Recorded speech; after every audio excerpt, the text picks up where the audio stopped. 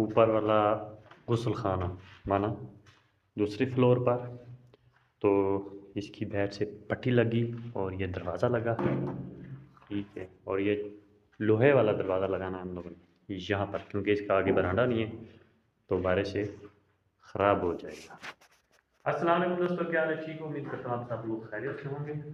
تو آج کا ویڈیو شروع کرنے سے پہلے میرے چینل کو کر لیں سبسکرائب اور اچھا سا کمنٹ، تو شروع کر لیں آج کا ویڈیو۔ تو یہاں پر ہمارا آج کام اوپر شروع ہوا ہے، تو ملکو جو ہے نا آج مسالہ بنا رہا ہے، پہلے بھی بناتا تھا تو پھر آج بھی بنا رہا ہے۔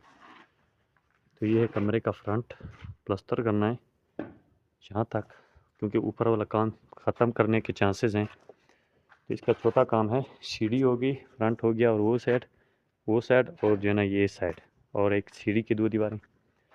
تو باقی لوگ بھی باہر لگے ہوئے ہیں کام پہ، باہر والے ڈیزائنیں بنا رہے ہیں۔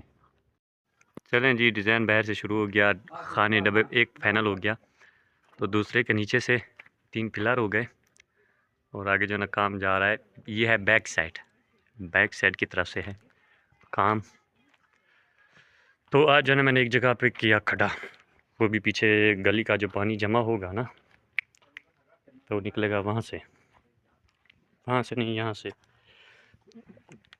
تو یہاں سے گلی کا پانی آئے گا،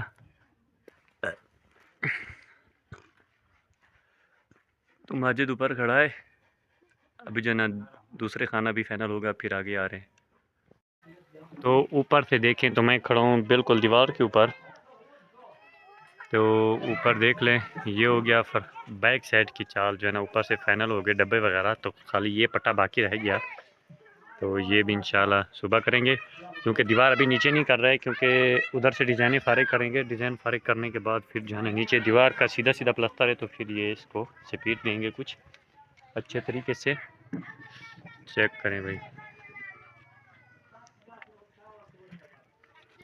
تو یہ بھی ویسے سیم ٹو سیم ڈیزائن ہے، تو اس کا بھی ویسے پلستر ہوگا، کیونکہ نیچے پھر سادہ پلستر ہے، تو پھر اس کا مسئلہ بھی نہیں ہے۔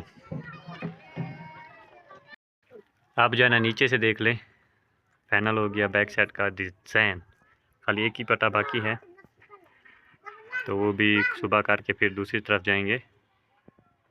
تو یہ ہے بیک سائڈ کا ڈیزائن۔